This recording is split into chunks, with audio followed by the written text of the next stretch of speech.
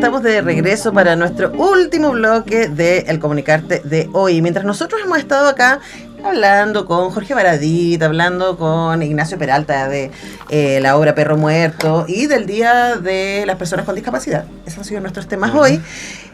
Acá mismo en UNIAC ha estado desarrollándose el Congreso QRSE, ya nos explicarán qué significa eso, LATAM 2025, y estamos con uno de sus invitados internacionales, Miquel Torregrosa. Miquel, muy bienvenido, ¿cómo estás? Estoy muy bien, muchas gracias, buenos días. Bueno, gracias por acompañarnos, y también estamos con Gabriel Ursúa, el dueño de casa, decano de la Facultad de Psicología de UNIAC y vicerrector académico y panelista de Viernes Tarde este programa. ¿Cómo estás, Gabriel? Bueno, Antonella, muy bien, muchas gracias por recibirnos. Bueno, parto contigo, ¿qué significa esto de QRSE?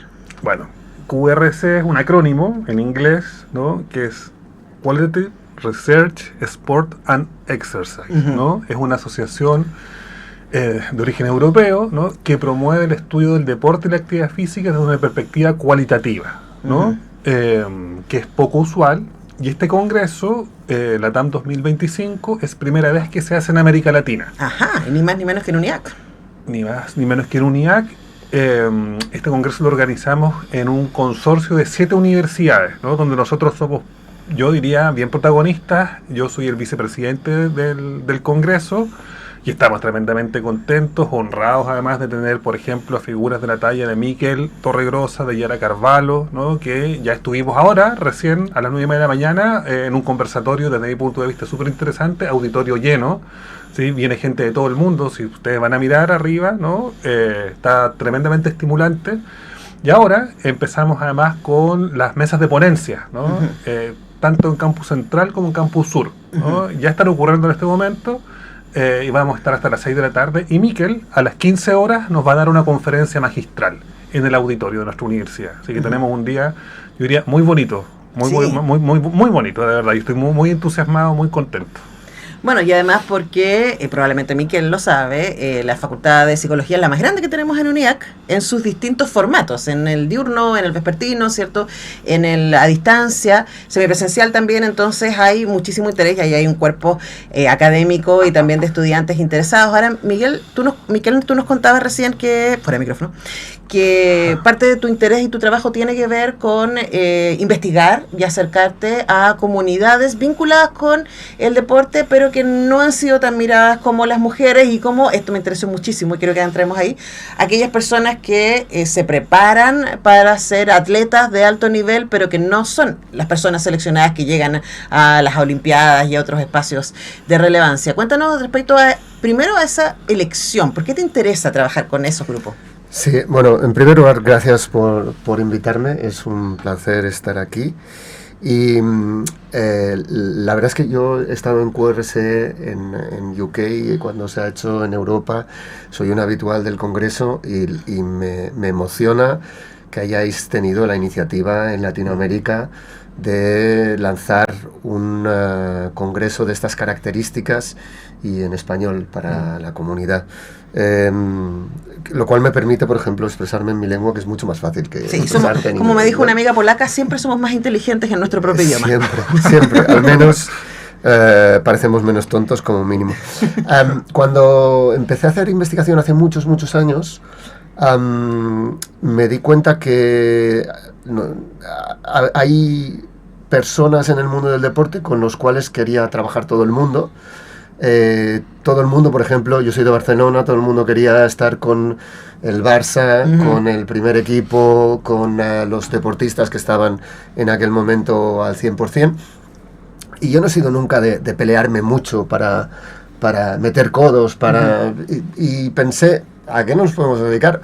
Pues a colectivos que no tengan tanto interés para la mayoría de la gente. En aquel momento empezamos con los futbolistas que se retiraban del deporte, con los deportistas que se retiraban del deporte, que en aquel momento era bastante pionero. Hoy en día se ha hecho mucho sobre el tema, pero era, mientras están en su carrera deportiva, todo el mundo está pendiente de ellos, y digo ellos, porque ellas casi ni existían en el siglo pasado, y en cambio, en el momento en que se retiran, ya todos lo olvidan, ¿no?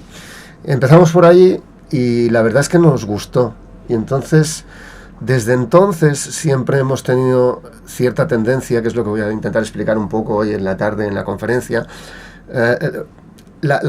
intentar abrir el foco, hacer la foto más amplia, porque al final el deporte de alto rendimiento tiene como un sistema piramidal en la cual, por ejemplo, los medios de comunicación solo se preocupan de los que sí llegan, ¿no? Pero para que estos lleguen, hay muchos que invierten muchas horas, mucho entreno, mucho sacrificio y no llegan. Entonces, por ejemplo, hace relativamente poco hicimos un proyecto, un análisis narrativo sobre cómo conceptualizan el no llegar a los Juegos Olímpicos deportistas que se han estado preparando muy fuertemente para tratar de ir a unos Juegos. ¿Ese es un trauma? ¿Cómo se trabaja esa frustración? Precisamente desde una perspectiva narrativa, lo que intentamos, metodológicamente, utilizamos un tipo de libros infantiles y juveniles que no sé si hay aquí, pero allí hay que se llaman Escoge tu propia aventura. Sí, acá existen. Aquí existen, supongo, ¿no? También. Y es esto, ante unos hechos, tú te los puedes relatar de una manera u otra, construyendo dos tipos de narrativas principalmente, ¿no? Una, esto es el fin del mundo, y entonces te lleva a problemas de salud mental, a problemas de adaptación, a veces a dejar la carrera deportiva. Claro. O también te lo puedes tomar como, tal vez la próxima vez, yo he dado lo máximo de mí, me he esforzado, lo he intentado y no he llegado.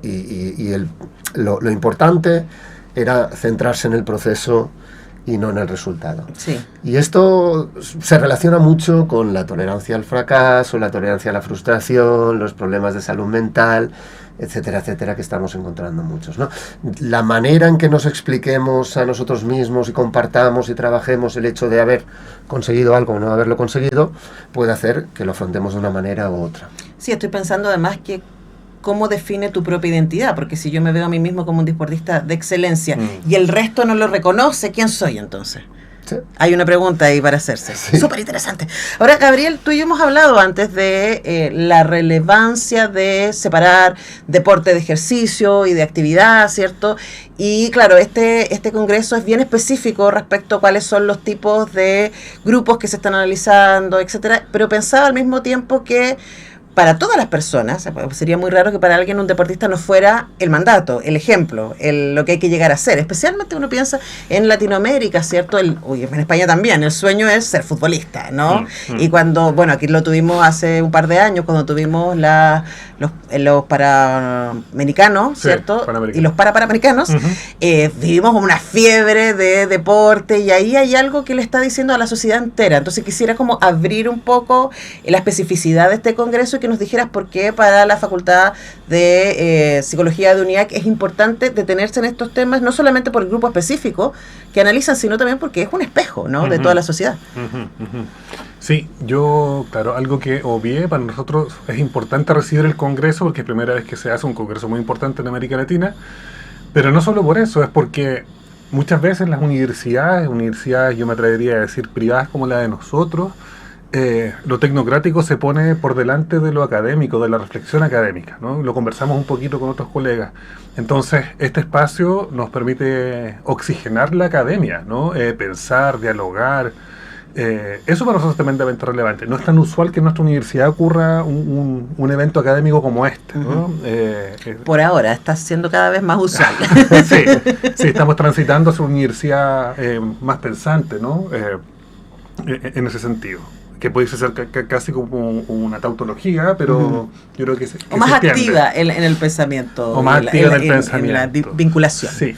Primero a nosotros nos interesa traer estas discusiones porque son discusiones críticas respecto del fenómeno, ¿no? Son discusiones complejas frente a un fenómeno que es tremendamente complejo, po. El deporte, la actividad física, yo lo traté de decir en el conversatorio, las prácticas corporales, son fenómenos que tienen que ser analizados en perspectiva, historias culturales, políticas, ¿no? Nos interesa además distintas miradas. Acá Miquel lo dijo en el conversatorio, no son lógicas contradictorias o antinómicas, pero no es lo mismo el deporte en Europa, no es lo mismo el deporte en Inglaterra que en España o en Estados Unidos, como le dijo Miquel de manera súper interesante, que en el resto del mundo. Entonces, a nosotros nos interesa analizar este fenómeno en particular de una manera situada, ¿no? Tuvimos en el conversatorio ahora Miquel España, yo y Rodrigo Soto de Chile y la Yara Carvalho de Brasil. Entonces, para mí se van configurando, y para la gente que estuvo presente y escuchando, además que se transmitió en streaming, una perspectiva que a nosotros nos interesa, que es interdisciplinaria, que es crítica, que pone como centro al sujeto, como lo dice nuestro modelo educativo, ¿no? Como este humanismo para el siglo XXI. Y va más allá del deporte el Congreso, ¿no? Si tú te fijas en los ejes del Congreso, hay estudios, hay un eje acerca de las disidencias, acerca de los pueblos originarios, acerca de género, ¿no? No es un congreso de psicología del deporte para entender por qué el deportista rinde más o menos. Claro. No interesa, eso es súper relevante, pero va más allá, ¿no? Eso es un poco la impronta de este encuentro. Y lo cualitativo, que lo dijo Miquel muy bien en el conversatorio, siempre ha sido mirado incluso a veces con desdén dentro de la investigación en ciencias sociales, ¿no? Como, no, pues el número es lo que efectivamente dice la verdad. Lo cualitativo es casi como hippie, ¿no? Como un Pero esto es hippismo. psicología, si no es cualitativo, ¿qué es? Claro, ir a la subjetividad del otro, y ahí Miquel hizo un análisis súper interesante respecto de cómo también complejizar nuestros propios métodos o repertorios cualitativos, ¿no? La entrevista va bien, sí, pero hay una serie de otros elementos más que tú lo dijiste muy lúcidamente en el conversatorio. Eso es un poquito el espíritu que a nosotros nos interesa recoger como facultad y como universidad. Sí. ¿Sí? O sea, acá a mí que le hacen una pregunta una persona del mundo de la danza, ¿no? En el conversatorio, no una deportista de alto rendimiento, que también le podría haber hecho la pregunta, pero una persona del mundo de la danza, muy interesada en lo que el profesor nos planteó, ¿no? Sí, ahora es un concepto que tú y yo hemos conversado harto, que tiene que ver con las prácticas corporales. Pero Miquel pensaba en que ustedes llevan muchos años haciendo estos estudios. Tú decías esa referencia de que cuando partieron con los deportistas, especialmente futbolistas, que salían a retiro, todavía, por ejemplo, había muy poco de mujeres, o seguramente siempre ha habido mujeres jugando fútbol, pero menos visibles, menos profesionalizadas, con menos reconocimiento, etcétera. Entonces, me da mucha curiosidad saber cómo a lo largo de este tiempo que ustedes llevan trabajando con deportes, prácticas culturales, etcétera, han ido apareciendo otros fenómenos. ¿Qué efecto, por ejemplo, tiene las redes sociales, ¿cierto? Con la instalación de modelos, con la instalación de figuras, etcétera. ¿Qué sientes que está cambiando en tu área de estudio en las últimas décadas? Están cambiando muchas cosas. El tema de la mujer en el deporte es un tema interesantísimo, porque de facto, hasta hace muy poco, se habla de deporte cuando en realidad se está hablando de deporte masculino y heteronormativo. Exacto. Porque todos los estudios hablan de hombres y se hacen modelos en base a estudios con hombres, y las mujeres están obviadas. Nosotros, por ejemplo, una colega de allí de la Universidad Autónoma de Barcelona que hizo el doctorado con nosotros, ha hecho un trabajo interesantísimo sobre entrenadoras de fútbol. Y la imagen es que el entrenar en fútbol es como una escalera que se van subiendo peldaños hacia el alto rendimiento, y resulta que eso aplica a los hombres que son entrenadores, pero no aplica para nada a las mujeres. Las mujeres, cuando quieren entrenar, entran en una especie de laberinto por el cual no se sabe por dónde salir. Y las pocas que salen hacia el alto rendimiento, en lugar de explicar su triunfo en términos de porque yo soy muy bueno, porque tal, como hacen los hombres, lo hacen en términos de casualidad en lugar de causalidad, ¿no? Entonces, aquí hay todos unos fenómenos que a nosotros nos resultan de interés.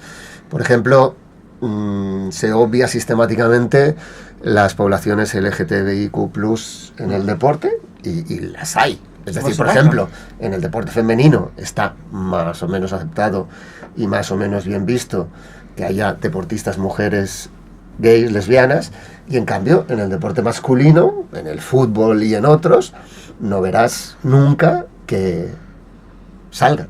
Claro. Y en cambio los hay.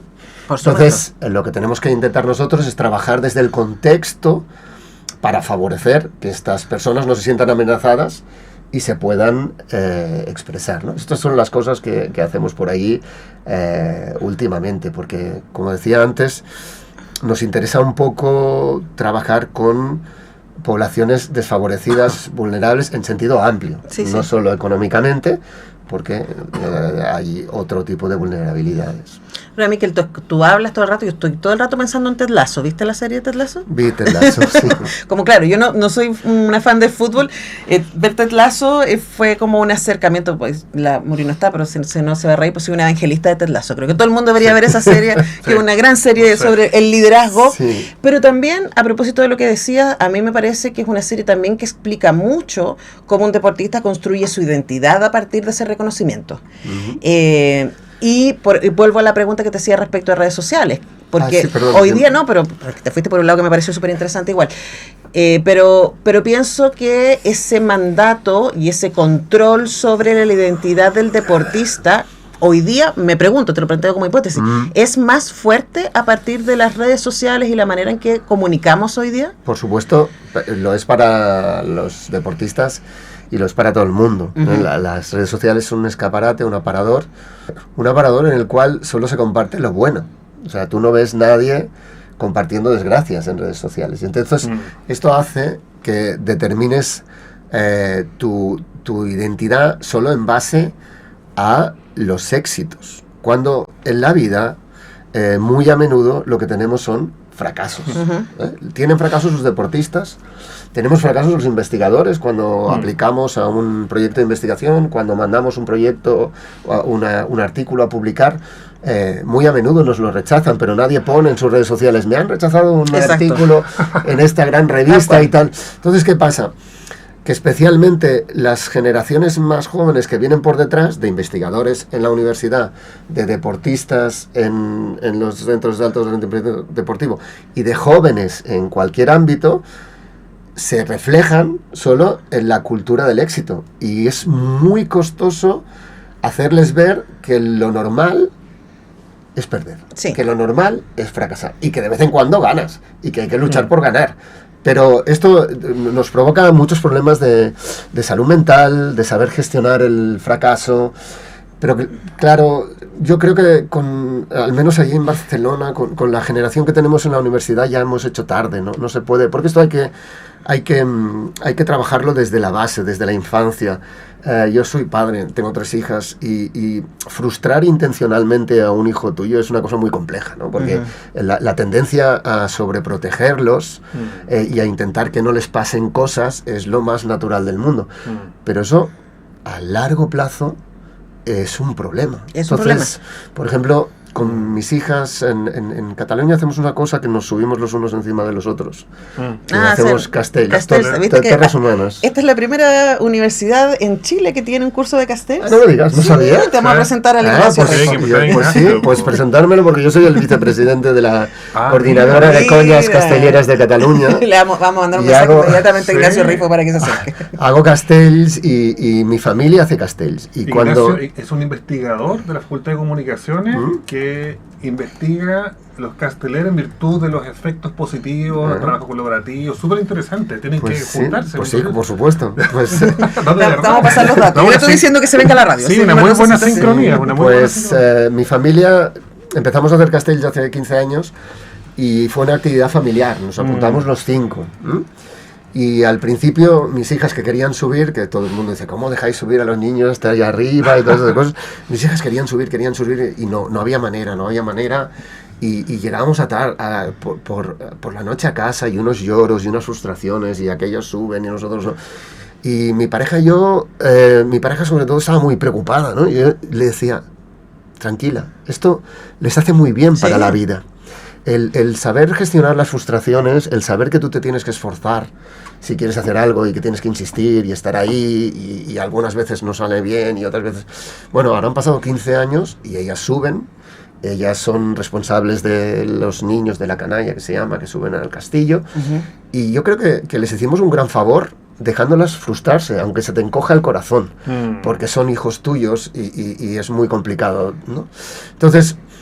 Estamos en una situación hoy en día que parece que a la primera se desmontan pero porque no les hemos enseñado desde pequeñitos. Yo creo que con estos de ahora solo cabe la intervención curativa en salud mental, y lo que nos tendríamos que volver a plantear es educar de manera que podamos favorecer la tolerancia a la frustración en generaciones más jóvenes. Sí, porque además hay dos cruces ahí. Una cosa que tiene que ver con la tolerancia y la frustración, y todos acá en el estudio hacemos clases, nos hemos encontrado con... Y la otra cosa es la relevancia del esfuerzo, porque también son parte de una generación, yo digo siempre son parte de la generación Spotify, ¿no? Entonces, que no tuvo que esperar que llegara el disco a la disquería, ni tuvo que esperar que toda la noche descargara el disco cuando ya tenías internet. O sea, son como quiero escuchar la discografía completa de los Beatles, y ahí está, disponible para ti, ¿no? Hay una cosa con esto que a mí me... Yo intento, porque ya tengo una edad, no ir de tío que lo sabe todo y que las cosas cuando yo era joven se hacían, ¿no? Entonces, yo a mis estudiantes de doctorado les digo, ¿qué queréis? ¿Cómo queréis afrontar vuestro doctorado, ¿no? ¿Queréis un doctorado de alto rendimiento académico o un doctorado? Y escoged. Y claro... el problema que me encuentro es que ellos quieren el alto rendimiento, pero sin el sacrificio que yo entiendo que implica el alto rendimiento. Es decir, nosotros en nuestra época, pues los fines de semana trabajábamos en invierno y sin calefacción, y ahora no les pidas que firme. Yo no se lo pido, no se me ocurriría, ¿no?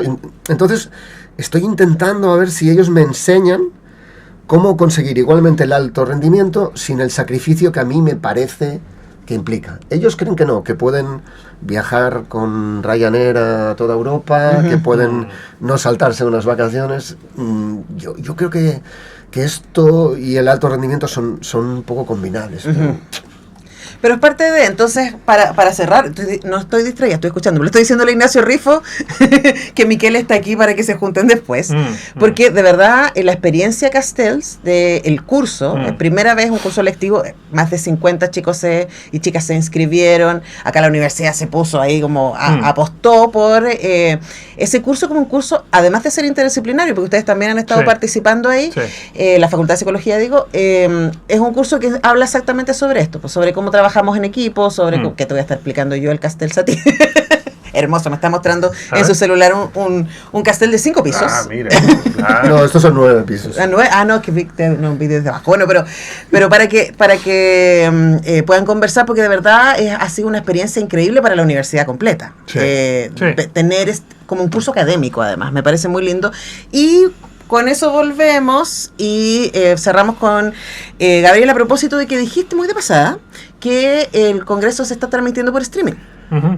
Demos las pistas por si alguien está escuchando esto después o ahora mismo y dice, oye, pero yo querría saber más, querría seguir. ¿Dónde lo vemos? ¿En el canal de YouTube de el canal la radio? de YouTube.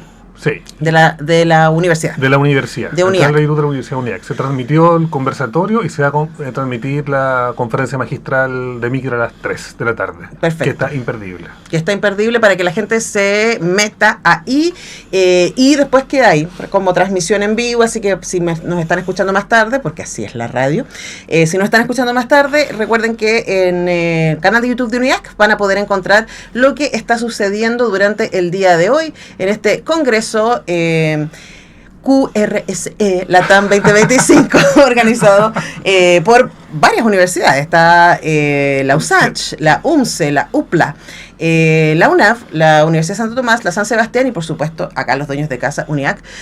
Gabriel, muchas gracias. No, gracias a ti. Nos vemos pronto. Siempre un placer. Ahora para el viernes viene Javier. Viene Javier Piñeiro. Así que vamos a estar conversando con él este viernes. Muchísimas gracias, Miquel, un gusto conocerte. Gracias a ti, ha sido un placer, de verdad. Nosotros vamos despidiendo el programa, sí señora, sí señor. Y les decimos que se queden, por supuesto, en nuestra radio, porque es miércoles, tenemos una muy entretenida programación para ustedes.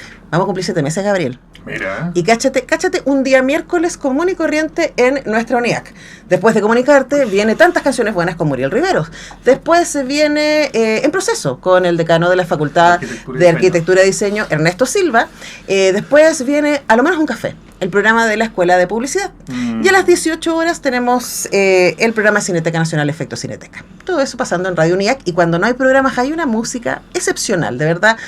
ponga ahí nuestra selección musical para que le acompañemos día y noche y podamos seguir acompañándonos. Nosotros volvemos mañana a las 10. Muchas gracias, Jaime. Gracias al Ignacio Meyer, que estuvo en asistencia de piso, y a Muriel en la producción. Nos vemos.